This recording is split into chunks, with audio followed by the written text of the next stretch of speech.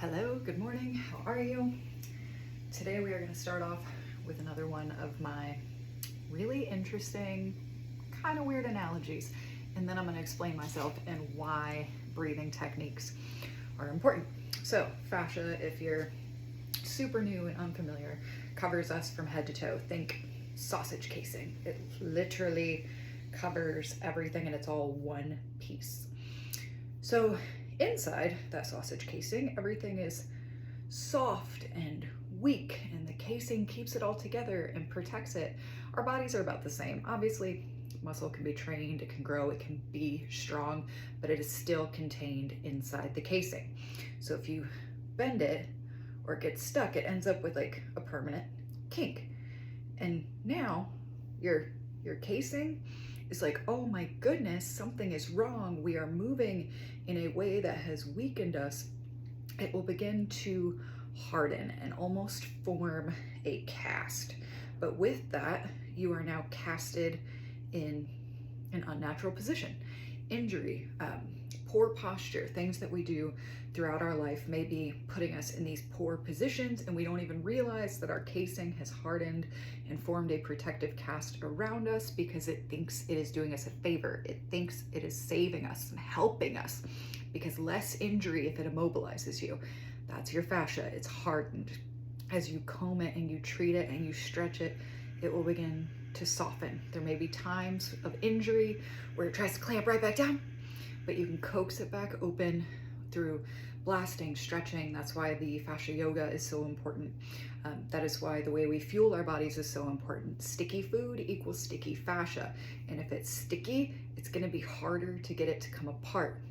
That's also why we need the electrolytes and the hydration, because when it is smooth and supple and hydrated, it can freely move and stretch and adjust and adapt to your more natural movements. So my thought process is, I have not taken full deep breaths in a large portion of my life. I've shown y'all my ribs and told you all about the adhesions all around it. That is my casing clamping down to protect me from sucking in so hard all through puberty and holding myself in this unnatural spot, and it just formed this hard case. My diaphragm wouldn't fully expand. My ribs would not fully open when I took a deep breath. This was something I've had to train and work on. I would always huff, because our lungs are there to keep us alive, right? Air has to go in, so even if it has to take tiny sips, your body is going to keep you going, but it is not doing it as effectively as possible. So, number one, deep belly breaths. I had to really work on this, breathing, feeling it go all the way down, fully inflate. I'll put one hand on my chest, one on my belly, feel the rise as I breathe in, and then fully push all that air out.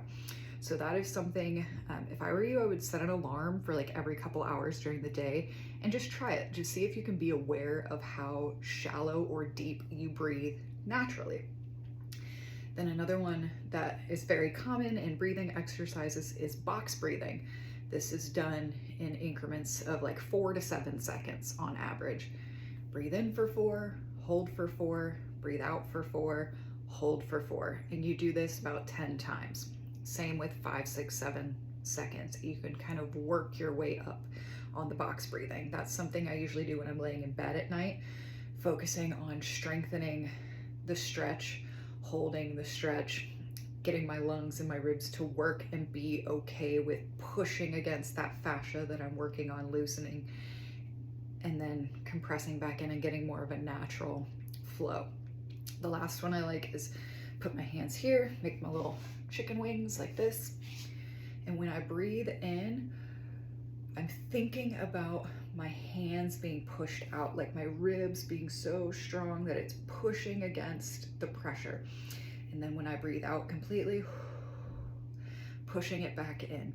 It builds that mind-muscle connection, that mind-body connection, and it just makes me more aware of the correct movement.